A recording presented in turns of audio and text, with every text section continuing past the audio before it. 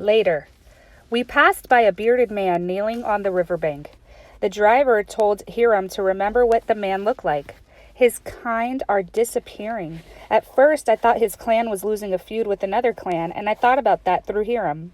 The driver just laughed and explained that 3 years ago, at the start of the gold rush, you could find gold by just dipping a pan into the river.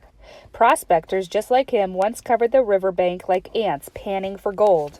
Sure enough, he had a pan in his hand, which he dipped into the swift water. Then he took out, swirled the water around, and sifted through the mud and pebbles for bits of gold or even dust. And now that I know how cold that water is, I don't see how he could do it. I stared hard at the water for the glint of gold. To be honest, I had to expect to see some nuggets by now. However, all I saw was rocks. The driver says the bearded prospector is a fool. The area here was used up long ago. I couldn't hold it anymore and asked through Hiram where the melon-sized nuggets are. The driver laughed even louder and said there were never any. If there were, he'd be back in Boston instead of driving a wagon. I feel like an even bigger fool. Why did I listen to Uncle's fantasies? June 30. I guess the driver was right when he said the area is played out.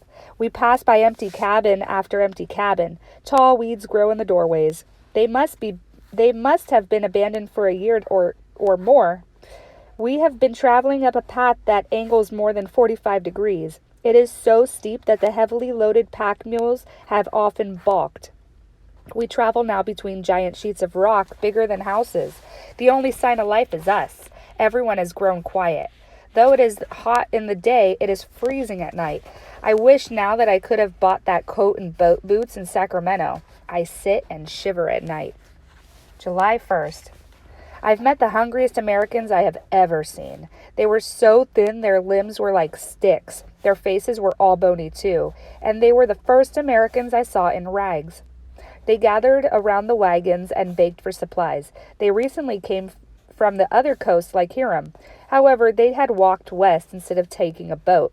I hadn't realized how big America is. Hiram explained that the men had crossed wide plains and high mountain ridges. Several of their party died along the way.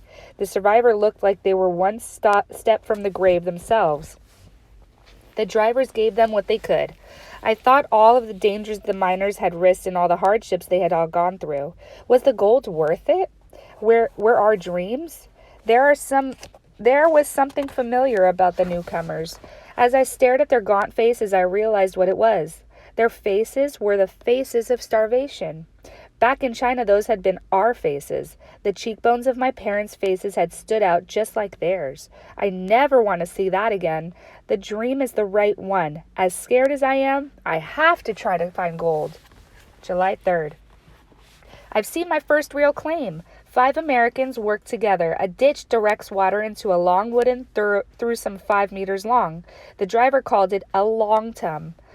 Gold is heavier than mud and rocks, so dirt by the shovel is dipped at the top of the through. The trench is set at an angle so the water carries the mud and rocks away. Wooden cleats have been nailed to the bottom to catch the gold.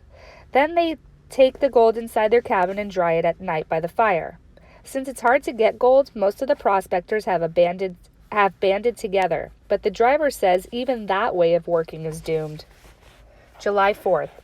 The Americans are celebrating the birthday of their country. They are shooting off guns since they don't have firecrackers. July 5th. I've seen a gold mine. When I first felt the ground shaking, I thought it was an earthquake. The driver said it was caused by a quartz mill. Since the gold is gone from the river, the Americans have turned to the land where gold can be found in white rock called quartz. Our trail ran above the operation, so I could see how it works. There is a huge hoist over the vertical shaft. Pumps keep the water from flooding it.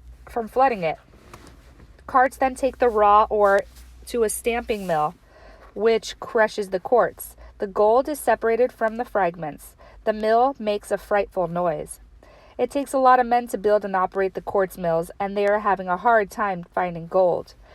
The driver says they are no longer individuals with the dream, just employees hired to do a job. July 7. Our party has begun to split up into smaller groups that head up trails to their companies. The wagon is much lighter and the mule train is much shorter too, as we drop off supplies. However, the road is even steeper, so we do not move any faster. July 11. The guest boys weren't fooling us after all. The Americans really do have a machine that eats mountains. I'll have to tell Blessing when I write to my family. It's really a system of machines and trouts that guide the water into a single hose.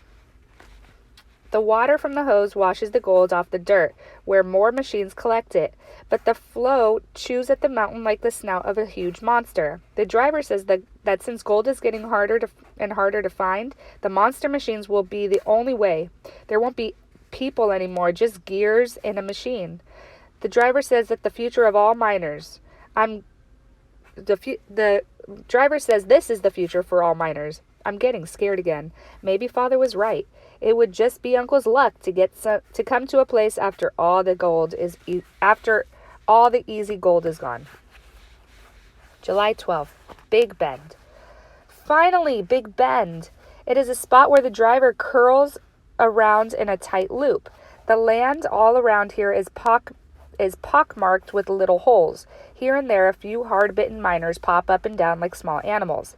The town itself sits on top of the hill. It's all tents of dirty canvas, like sooty turtles squatting in the dirt. The driver has stopped by a tent with a signboard in American. It seems to be a store. He is dropping some things off there, and then still has a few more stops to make before leaving. I feel sad. Hiram and I have to separate here. However, we have promised to see each other when we can. Later. I found Uncle! The driver told me to follow a path. It went on for a kilometer to a curving branch of the river about 10 meters wide. It was lined with all kinds of trees. There I found about 50 Chinese cutting down trees. Uncle was among the men using American axes and long two-person saws. I guess I had been picturing him as a rich, wealthy man directing his workers, but Uncle looked dirtier and more tired than he had ever been at home. I didn't even see any gold nuggets around, bean-sized or melon-sized. It's what I was afraid of. The gold is just as scarce here as down below. Uncle dropped his axe when I called to him. What are you doing here? I sent for Blessing. What he meant was, he wanted someone big like Blessing, not a runt like me. I didn't know how to tell him that my parents had wanted to risk only me and not my brother. All I could do was apologize for disobeying him. Uncle said he'll get me back to China somehow, even if he has to borrow the money. I'm going to get a small axe and start trimming the branches off a tree. I might not have Blessing size, but I've got twice the determination.